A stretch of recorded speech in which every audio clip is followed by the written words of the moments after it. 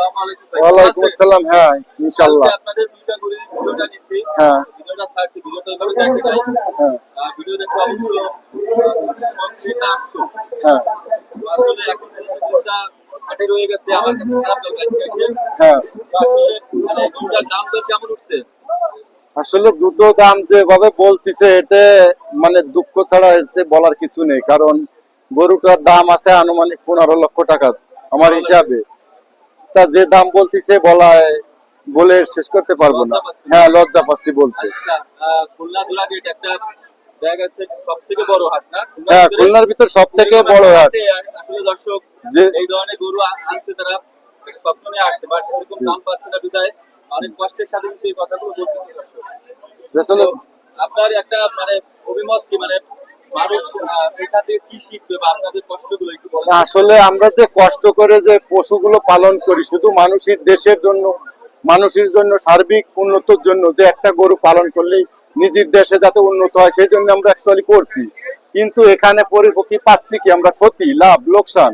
কারণ কোনো লাভ নেই। যেখানে একটা গরুর পিছে প্রত্যেকদিন পার ডে খরচ আছে 1000 টাকা, সে নিয়ে এই গরুটার দাম যদি কেউ 3 লক্ষ টাকা বলে, কি কাউকে বলা যাবে বলেন? দাম আছে 7 লক্ষ টাকা, 6 লক্ষ টাকা নিম্নতম। তাই সে যদি 3 লক্ষ টাকা বলে, 4 লক্ষ টাকা বলে, কি কেউ বলা যাবে? ভাষা আছে, এর থেকে দুঃখ ছাড়া কিছু নেই। হ্যাঁ, এতে তো অনেক দুঃখ ছাড়া কিছু বলার নেই। এখন আপনি কি মানে ধৈর্যের বাদ প্রায় হ্যাঁ, ধৈর্যের বাদ ফিরাই। হ্যাঁ, তার যদি কোনো সুদয় ব্যক্তি থাকে তার দাম সাপেক্ষে আমি কাছে আসলে অনেক যেভাবে দেওয়ার মতন আমি ঠিকই 15 বলেছি, অ্যাকচুয়ালি 15 নিচে হলেও দিব, কিন্তু ওই কাছে আসলে দাম সাপেক্ষে আমি গরু দিয়ে দিব। ওই মানুষটার পছন্দ হলে হ্যাঁ, তার দাম সাপেক্ষে হ্যাঁ অনেক মানে কথারই আছে। অনেক কষ্টের সাথে এই কথাগুলো বলছে আমাদেরকে। দুইটা গরু হচ্ছে হাটের সব থেকে বড় গরু, তারপরে ওইভাবে কোনো দাম পাচ্ছে না। কালকে একটা ভিডিও নিচ্ছি, আজকে আবার নতুন করে ভিডিওটা নিচ্ছি। দেখেন এইখানে কিন্তু ভিড় জমে যায়, অল টাইম কিন্তু মানুষ থাকে, কিন্তু আসলে যেভাবে আমরা আশা করে আসছিল এই হাটে সেইভাবে কিন্তু কোনো দাম পাচ্ছে না।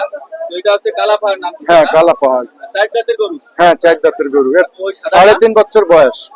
3.5 বছর বয়স। হ্যাঁ, দেখেন, সাদাটা কিন্তু আরো বড়। সাদাটা দাঁড়ানো অবস্থায় আমি ভিডিও নিচ্ছি।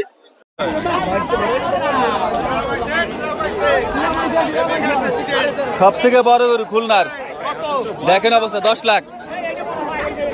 হ্যাঁ, 10 লাখ। এটা 10 লাখ চলছে।